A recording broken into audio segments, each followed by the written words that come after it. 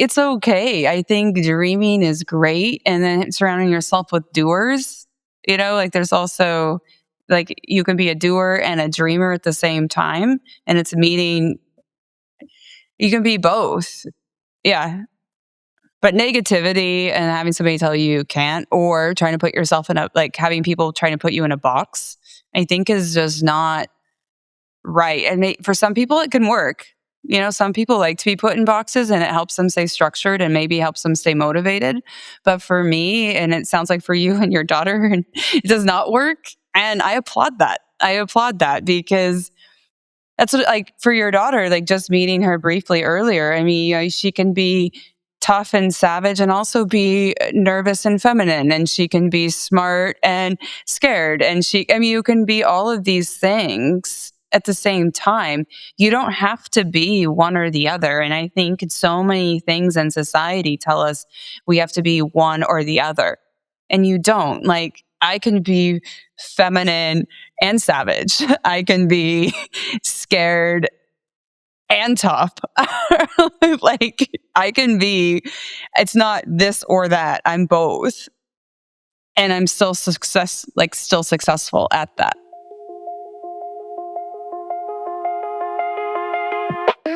Welcome, everybody, back to the Sean Trey Show. I have a return guest who I'm super excited about having back on, and we're going to talk about something a little different today. Can you tell people who you are and a little bit about what you do? Well, hello.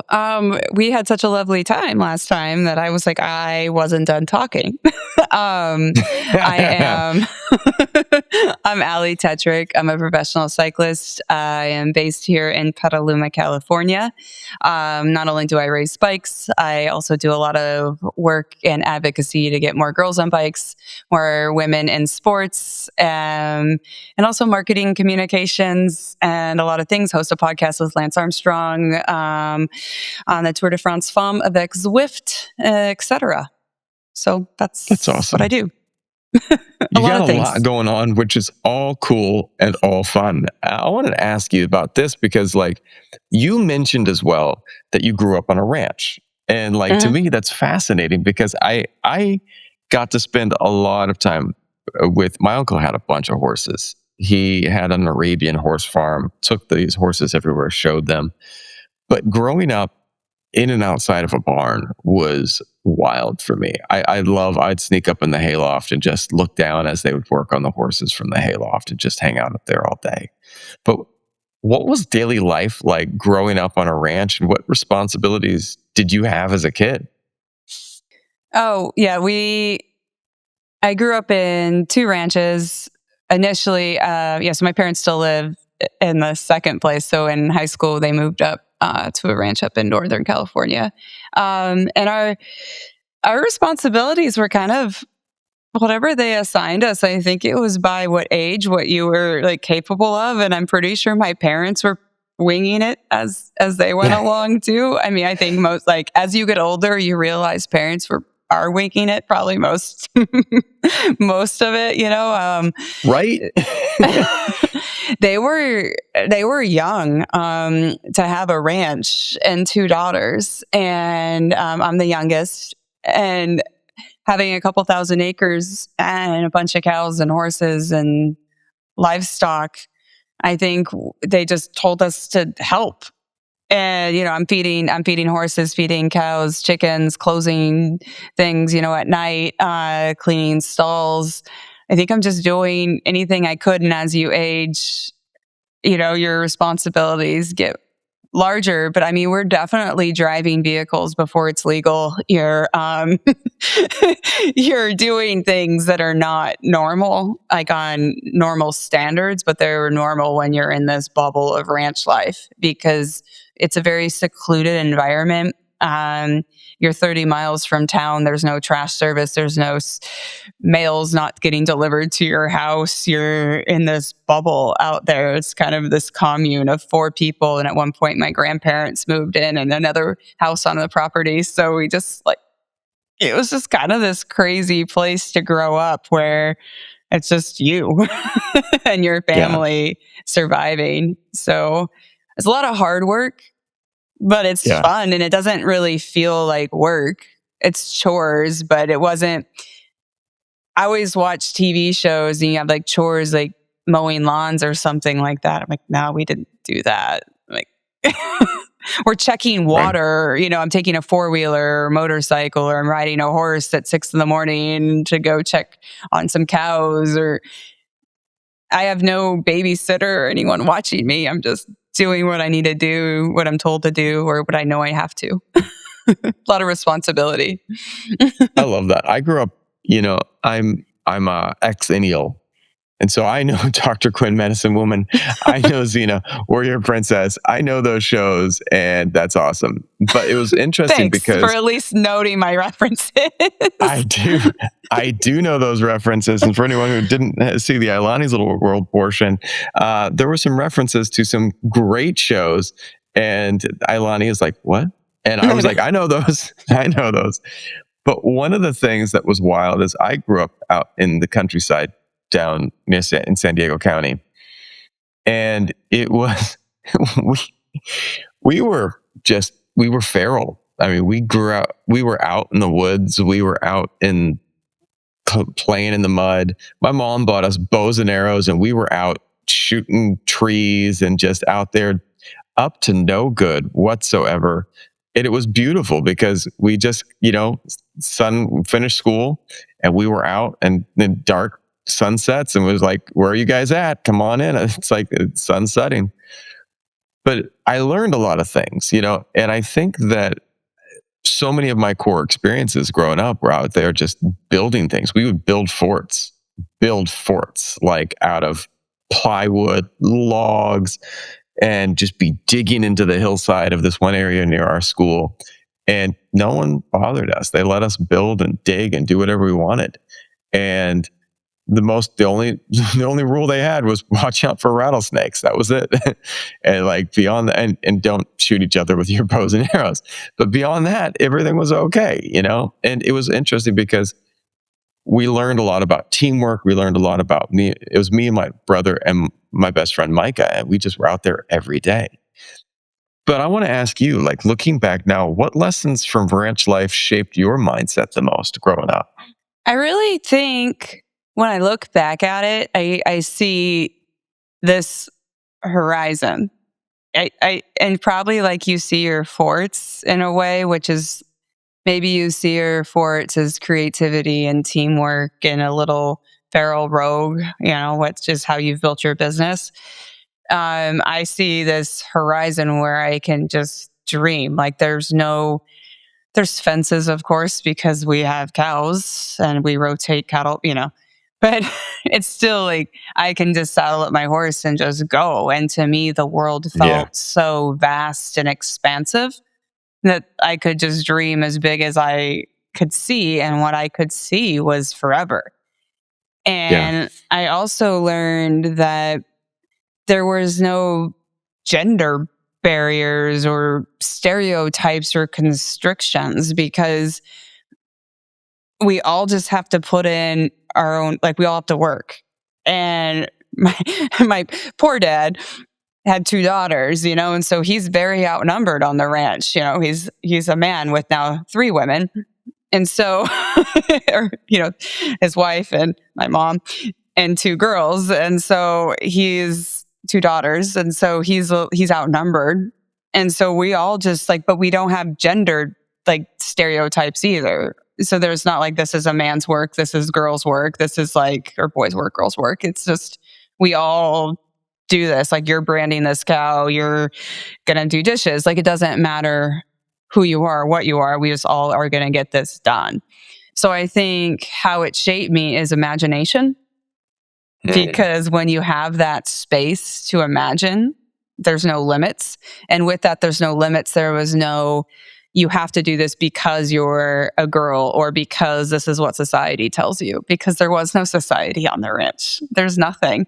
And I did get to watch those TV shows, but we had one channel. And that didn't happen until later in my life to have a TV. But so I think there was that, and it was just hard work where we didn't have sports or other kids to play with. So family became very important to me, or it was the only thing I knew was my sister and my parents. So that was my my blood, but it was also my best friends, and it was who I spent all my time with because there was no one else that was around. And that was everything that was like my foundation. But really, I think it's just about no limits in so many ways, which of course there are limits. And it was a kind of a harsh reality once I left the ranch in some ways, where you're kind of like, wow, there are rules out here. Like there are, like society has expectations for me that I didn't know existed. Granted, my parents have much harsher expectations in some ways than society, but, not harsher, but, you live in a bubble on a ranch. But I think it's a tremendous place to live. But the imagination, I think that has lent me to be extremely creative. It's made me extremely independent. It's made me very strong. It's made me be a dreamer. And it's also made things in the real world where I still to this day look at my husband and go, does not compute. Like something like, he goes, that's just not the way the world works. And I'm like, does not compute. And he's like, well, Alison, the world works this way. And I was like, well, not in my world. And so he has to learn how to live in my world on the ranch, still in my brain. I love that because I think that so many of us need that on the ranch mindset. I remember as a kid, when I learned to ride a bike, the bike was like a ticket that I had to explore. It was a ticket I had to go further, to get outside of that box. Because, it used to be, before I learned to ride a bicycle, I was limited by as far as my feet could carry me. But the second that you learn to ride a bicycle, you gotta, and I mean, if anybody wants to know what that meant for, exennials, go watch Stranger Things. Those kids are going everywhere on their bikes. Like those bikes are the ticket they have, or the Goonies or something. Like those bikes are the ticket you have to go places, And it's this ticket that you have to see a bigger world. And for me, one of the things that I ride motorcycles still. And, living in Southeast Asia, we have a lot of motorbike usage, but my favorite motorcycle I owned was when I was living in Northern California. And I was up in the Napa, Calistoga area, and there were days my car was for going to work. It was for doing things. But when I got on my motorcycle, it was my ticket to just go. Well, where are you going? I don't know. And I don't have to know. I'm just going to drive. And I would drive and see things. And one of the things that I love about riding motorbikes in Asia, a little smaller, and motorcycles in the US, is that you could smell things. You're experiencing things. When I drive down the street in Vietnam, I smell all of the foods that we're passing. And you smell the fresh air. When I am riding my motorcycle and I go through this part of the town that has more greenery, I can smell the grass. And it just was this ticket to like experience things. And I think that sometimes, like when you're talking about horizons and possibility, like I think about that. Like I would love to challenge people right now to think about this, a thought experiment. If someone gave you a ticket to anywhere in the world, and you have this ticket and all expenses paid, where are you flying? Where are you going right now? Where would you go if money was not an option?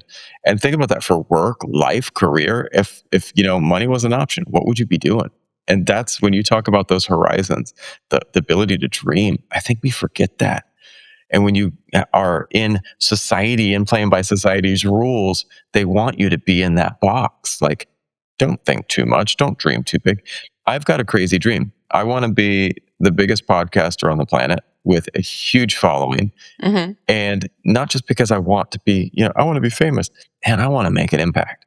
I want to be having every single last conversation to be something that impacts people deeply. And they turn around and go, I am so glad that I came to that today.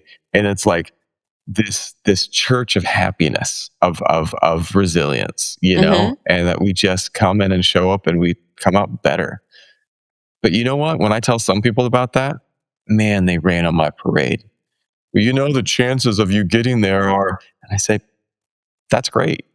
That's great for you to say that. And I appreciate you having that fear. And I'm not judging you for it, but you don't need to project that onto me. Like, I've got my dream, and I know that I've got the know-how to go for it. Like, that's what I learned growing up. I was out there and I wanted to build a fort. The only way that fort's going to get built is if I build it.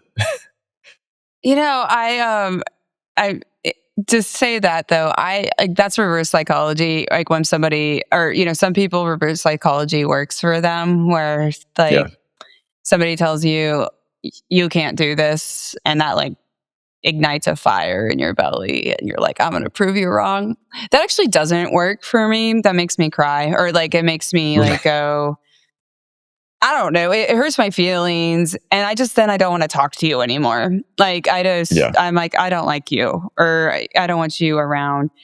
So I had a tennis coach. I played tennis in high school, but I got a full ride to play tennis in college, but I started playing tennis in high school, which it's unheard of to get a full ride and play, when you start in high school. And my coach told me when I was in high school, he said I would never get a scholarship to play NCAA tennis.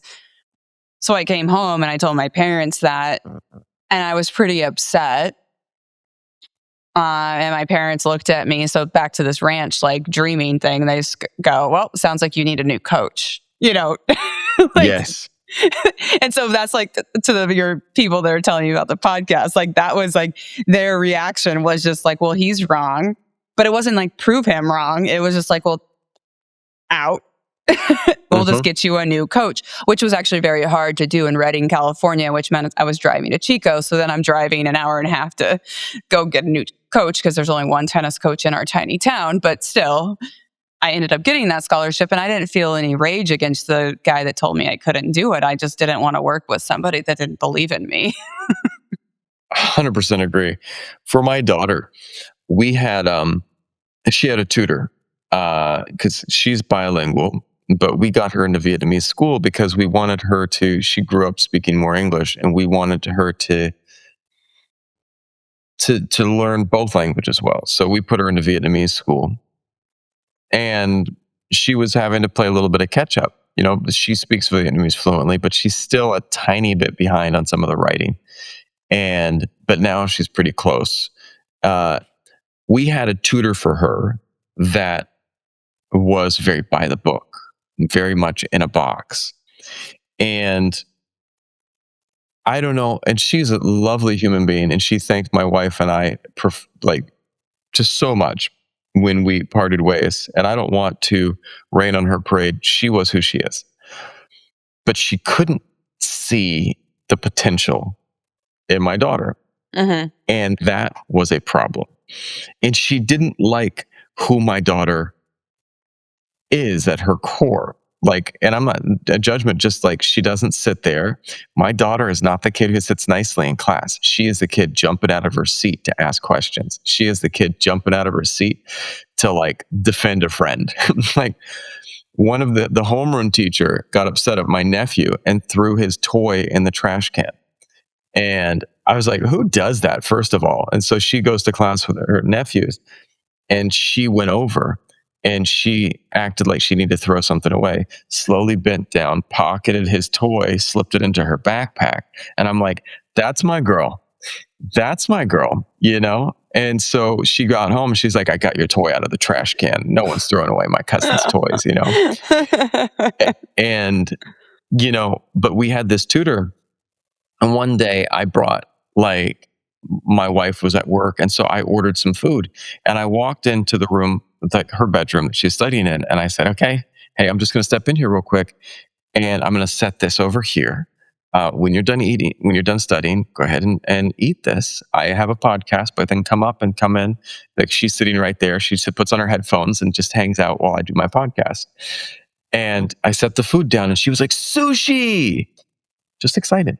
And the teacher looked at her and just gave this dirty look. And I was just like, at that moment, I was like, she can't see my daughter for who she is. She's just excited about a food. And this lady's just angry because she's having this response. Mm-hmm. And so I looked at my wife and I said, she can't see our kid. And the scores weren't great. So I said, we're going a different direction. So we went over, and we by chance found this other tutor we went to my wife's uncle's house, and there was a tutor sitting downstairs tutoring his son. And I would turn to my wife and I was like, how about her? Ask your uncle about this person. And she was able to see my daughter. And she's like, she asked the wildest questions. She has this desire to learn. She's a bit nuts, but I would expect nothing less from yours and your wife, kid. Like, you guys are a bit nuts. You ask a lot of questions and you're challenging and you demand things. And she just dances with my daughter, like mentally dances with her as my daughter's like, what about this? What about this? What about this? And she just goes with it and helps her still learn. And one of the reasons I bring that up is because when you talk about finding a coach who can, like your parents' approach there to like, well, let's find a coach who can help you. Yeah. That I think is one of the things that we all should be doing for ourselves. If you're not around people who can validate your dream, find people who can. I want to go to the Olympics. Man, you're not. Find someone who goes, dude, let's find out how to get you there. Yeah, I think for sure. I mean, you don't need somebody to like be blowing smoke up your areas, but like, but also true. Also, like, it's okay. I think dreaming is great. And then surrounding yourself with doers, like there's also like, you can be a doer and a dreamer at the same time. And it's meeting, you can be both. Yeah. Yeah. But negativity and having somebody tell you can't, or trying to put yourself in having people trying to put you in a box, I think is just not right. And for some people, it can work. Some people like to be put in boxes and it helps them stay structured and maybe helps them stay motivated. But for me, and it sounds like for you and your daughter, it does not work. And I applaud that. I applaud that because that's what, like, for your daughter, like just meeting her briefly earlier, I mean, she can be tough and savage and also be nervous and feminine, and she can be smart and scared, and you can be all of these things at the same time. You don't have to be one or the other. And I think so many things in society tell us we have to be one or the other. And you don't. Like, I can be feminine and savage. I can be scared and tough. Like, I can be, it's not this or that. I'm both. And I'm still successful at that. And I think for everyone, we have to just learn to embrace all of this beautifulness of us. I was watching this one video about this really, really, really awesome volleyball player. This guy, and he just probably one of the best volleyball players I've ever seen. It's this kid who's trending right now, but he is so slay that he just boom, and he's and I was just like, wow, way to go, way to be you. Like, he is so slay, and then he's just absolutely crushing on the volleyball court, like outside the box. Be you. And I think that one of the things that I love is that be unapologetically you. And I mean, and if you're in the box, that's cool for you too, just be unapologetically still you, But I want to ask you another question too, because ranch life can be unpredictable. Did that environment teach you resilience in a way traditional sports maybe couldn't? Or was there anything fun that you learned there from things changing so much and so often? Oh man, we just have so many crazy stories. I mean, things that, like, I'm not saying children shouldn't like go through, but they really make you tough, right? Like, we did some things. I mean, there's traumatic things. I mean, you go through death and trauma. I mean, it's animals and it's hardship and weather and bankruptcy. I mean, there's like, ranch life is hard. Like, and that's since it's such a small community of 4, there's my mom, my dad, my sister, and then eventually my grandparents on the property. So it's very small. Everyone feels it. And we're all carrying our own weight of it. Seeing my dad's face get kicked in by a bowl and his entire face is missing. And my mom's like, well, girls, I have to go to the hospital. There's a lot of times like you're left alone because the adults need to take care of something that's incredibly life-threatening. And we don't have a babysitter or something like that. But we learn, we can take care of ourselves, and we are very taken, like my parents take good care of us, of course. So there's some like a lot of hard things that happen when you're young, but they become normal in a way. So I think that teaches you a lot of resilience, where then it makes when you go to school, when you finally end up going to the real world and to school, and somebody's nervous about, I don't know, like what seems to be a broken nail level of concern to me. I'm like, what? You're worried about that? Like, that's not a problem.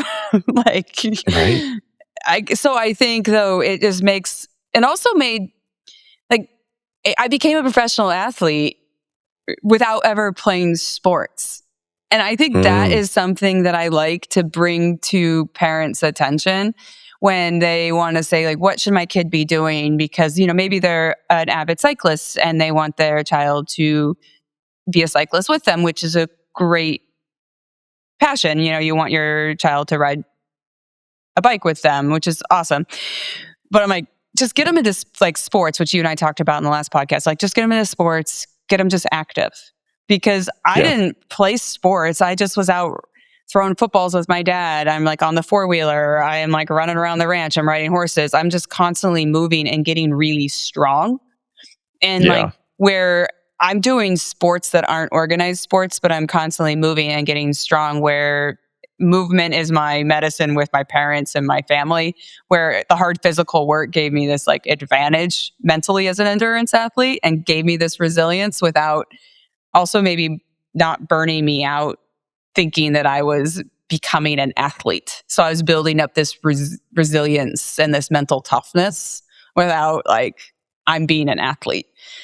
And I was telling my husband the other day, I don't call myself an athlete. And he looked at me like I was an absolute idiot. And I'm like, but I still don't see myself as an athlete. I still see myself as just like this kid that's just out like playing. So there's like some sort of a weird tick in my brain that is still out there, like building a fort with you. That's just like, well, I'm just, I'm tough. And I still don't even think I'm that tough because I get like real scared, like we talked about. But you just like know that they're at like on the ranch, that there's always like work has to be done. And it taught me also that there's always problems that you have to like solve. You have to adapt. You keep going. And there's nothing like that's convenient nor comfortable. And there's also, once again, those no constructs. So you are like resilient, you're adaptable. And it's not like a traditional sports thing. So it's just kind of a fun, weird way to look at the world. So it's like life's kind of it's not a game. It's just kind of life. It's just like just doing life. One of the things that I learned in growing up around more outdoorsy and with, around animals and around farms. I worked on a chicken farm when I was younger. And they handed us a 22 and they're out, go kill rats. And oh I was my like, gosh. I'm 13 and someone just handed me a rifle. Like, are you serious right now? And like, yep. You go out and you're starting to get the rats. And because that was really bad for the chickens. And it was like, it was what had to be done. And I'm like, going back, I don't even remember who it was, but I'm sitting there going, 100% not legal. And yet it was just like, it was something that had to get done. And there was something else that popped up in my mind, like, it shaped me this way, right? I remember my grandpa had a big barn and they had goats. And we were walking through the barn and there was this trap door that you couldn't see. It was under the hay. And it was to pull the hay down into the goats because it was in Vermont in the middle of the wintertime. You didn't want to take the hay outside. You went from Southern California to Vermont? We have family. I have family all over. Oh, okay. So I grew up in Southern California, but my grandpa and family lived in Vermont. And there, like my great grandma was a cattle farmer down in Arizona, and they had a huge cattle farm. But We got then my so many grandpa cow moved up. stories here.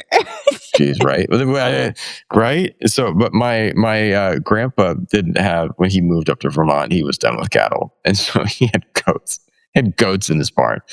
Goats are, wow, wild little animal too, and these goats were aggressive. They were like, but my cousin fell through up to here through the trapdoor, and he's stuck. He's like, help me, and his feet are dangling down below. And like at that moment, like there were no adults around. We had to figure out how to get him out of this bad situation. And it was just like this, you got to get it done. And it was like this, and we did. And we figured out a way to get through it. And it involved calling my older cousin out. But we had to sit there going, are we going to take him up? Or are we going to let him drop down into the goat pen? Like, we had to figure this out. And it was like a bunch of kids at this point of like problem solving, like truly trying to figure out, there was no other way through besides figuring out the problem. And I think that type of mindset, as a professional athlete, I think one of the things that I think people don't realize professional athletes are doing, because the ones I've met, I got to work with some high-level UFC fighters, and I got to work with some other people that were doing high-level collegiate volleyball, and a couple guys that were Olympians. They were problem solvers. Like, their championship, their training, there was always a tweak or an injury or something. That my friend was like, he, messed up his knee a week before his championship fight in the UFC. And he's sitting there going, how do I adapt my game with a knee that is not working correctly? And he did, and he became, UFC champion. But it required him sitting there going, it's not just about endurance, it's about sitting there going, thinking, how can I fix this problem? And problem solving is something that you learn by being out there and being feral as a kid, I like this, feral. I call myself a free range entrepreneur. Because I love that. Love that. You call yourself feral, I'm free range. But yeah, like I think problem solving is a thing. And like what I learned as a professional athlete too is you get stressed, right? And we get stressed in life where there are these situations where then you go, oh my goodness, I need to make this decision. And this happens to your clients, right? Where the world's crashing down or the clock's ticking on a business deal or whatever. Right. And then you start comparing yourself. And as the clock is ticking, your insecurities start rising, you start over analyzing, and your brain starts going a million miles an hour in all the wrong directions. And this happens, of course, on the ranch, which you don't have time for that, especially like with my dad, you have a bull charging your nose or something, right? Right. And as an athlete, you don't. And so what I learned is in this moment, you have to think everybody loses focus. Everybody, you are not special. You are not special. Everybody loses focus. Everybody is feeling this stress, this lack of control. Everybody feels this. It's just like, how quickly do you regain that focus? And that is the gift of the athletes and your best clients, your best CEOs and entrepreneurs that you work with. It's like how quickly you regain focus and regain that confidence to then keep going that path. And I think that's the biggest difference is right there, because no one's perfect. And we know that very well. But it's how quickly you can then go, oh my goodness, everything's going haywire. Whew, okay, back in it. Like back to my plan, or I have to adapt. Maybe it's not my plan. Maybe it's right 2 feet to the left because this bull is charging to my nose. My dad's nose is definitely new. But as an athlete, that's what I had to learn, because I would think this, and then I think, okay, now I'm going to lose because this girl is way better than me, because obviously she's not going to do this. She's not losing. Blah, blah, blah, blah. No, it's fine. Quiet the noise, refocus, and be like, I'm not special. She's doing the same thing. Back to it. And I think that that's really important, because you're going to talk to founders, you're going to have your clients that are going to be comparing. We're always about comparisons. And that's, I think, the best thing about ranch life. There's no comparisons. You're out there alone. And I love that isolated. I think that really helped with my confidence. I'm weirdly confident for somebody that sometimes like, why am I so confident? Probably because I grew up with nobody. So why not be confident? I love that. I love just that, thought though. of that. It's an awesome thing to have, though. I mean, that if there's a gift and a half, one of the thoughts that pops up, I think all of this free range childhood taught me a couple things, but there was a point last night. I had one of my clients. They submitted 2 videos to us. My editors missed one. It was a quick turnaround. And 6 p.m., he messaged me, "Where's my Friday video? I need this video done. It needs to be posted in 2 hours." And I'm looking at the list and boom, it was right there. And I was just like, 2 hours. And I was like, I don't think, and he's like, I really need this. And I called a couple of my editors, can you come back in for 2 hours? And they're like, you know what? I'm home. It's after shift. And I had other stuff that I had planned. And I just sat there and I turned to my wife and I was like, I got some work to do. And I downloaded all the source material. In an hour and a half, I knocked out this video for him. And it was an edit that I've never done. I copied the style. Luckily, we had some templates in place. And there was no choice but to get it done. It was the right thing. And in that moment, I felt the panic. I felt the anxiety. I felt the worry. I felt the fear. But I just said, those little moments where I was a kid charging down a hill on a little tiny red BMX bike with, back pedal brakes. How many people remember back pedal brakes, man? Like we had, right? I was thinking, I was riding my motorcycle the other day and I was like, dude, I would love to have back pedal brakes so I could just drift my motorcycle everywhere. Cause dude, I drifted so much when you threw the corner. And one of the things that I think is, when you have that, one of the things I grew up learning from the childhood I had was that grit, that bite. Sometimes this is something that I'm going to get done. And I don't know if I always had it, but I definitely learned it to say, you're holding onto that rope and I don't want to let go of that rope, and because on the other side of that is something that's really awesome. And you dig deeper, and you don't learn to dig deep unless you're given the opportunities to dig deep. I could see my daughter and her cousins were doing Muay Thai, and this one kid came in, and his mom's like, he's never studied a day in his life. But then he comes in, he's just like, and I was like, never studied a day in his life. Kid is sitting there doing the Y crew, dance. And I'm just like, there's something. And I was like, didn't study a day in his life here. You sure? He's never been to a professional class. And I was just like, but then later on, I found out the mom's been training him since he's like 18 months. He's just, so she's like, oh my gosh. And he put a whooping on my nephew. He beat him back and forth across the ring. And my nephew was crying. And I turned to him and I said, you okay? We got him up. We brushed him off. And I said, are you okay? And he's like, yeah. And I said, do you want to stop? He's like, no. I want to go again. Aww. And I was like, okay.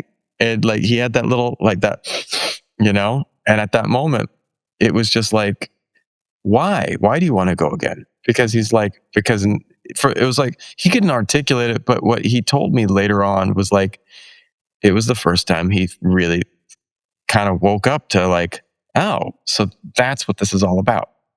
That's what this is. And that desire to not just to win, but to try, to truly try. Because like we talked about earlier, you don't always win. Quite often you fail. Yeah. But to really give it an effort to try, there's a thrill in that I can't even explain to a lot of people. Yeah, I think my grandfather got me into cycling, which we talked about briefly, but last podcast, I think. But when I called him and I would be upset that I got third at Worlds or something.